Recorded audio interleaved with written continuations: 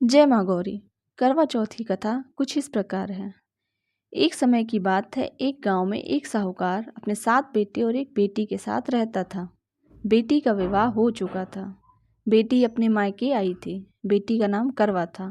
सातों भाई अपनी इस इकलौती बहन से गहरा प्रेम करते थे। जब करवा मायके आई हुई थी तो एक दिन शाम को सभी भोजन करने के लिए बैठे।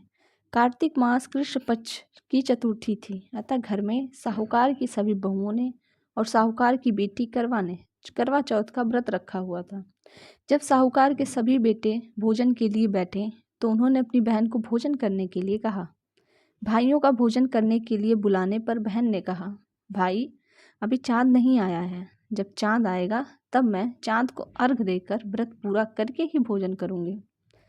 करवा के ऐसा कहने पर भाइयों को चिंता हुई कि बहन भूखी है और अभी चांद भी नहीं आया।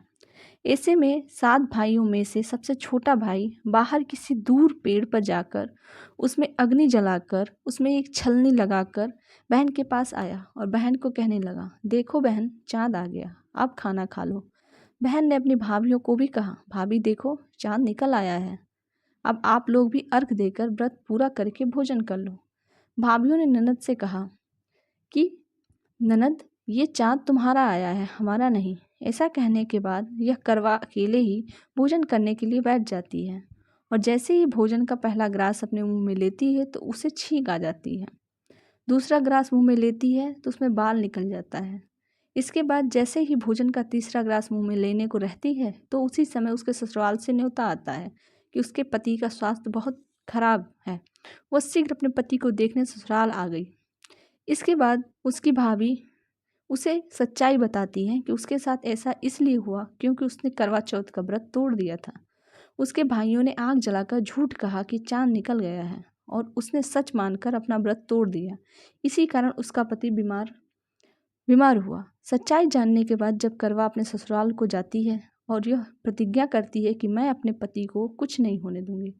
दुर्भाग्यवश जब करवा अपने ससुराल पहुंचती है, उसका पति प्राण छोड़ चुका होता है। पति के प्राण चले जाने पर करवा अपने दुख को सहन नहीं कर पाती है और सभी से कहती है कि मैं अपने पति का अंतिम संस्कार नहीं होने दूंगी, मैं अपने पति से दूर नहीं रह सकती, मैं एक पतिव्रता और सतीत्व की शक्ति से अपने पति के प्राणों को वापस लाऊंगी। करवा की इन बातों को सुनकर सब उसे पागल पागल कहने लगते हैं और करवा के पति को शमशान में अंतिम संस्कार के लिए ले जाते हैं। करवा भी अपने हठ और पति के वियोग में शमशान में चली जाती है और वहां सबको अपने पति की चिता जलाने से इनकार करती है।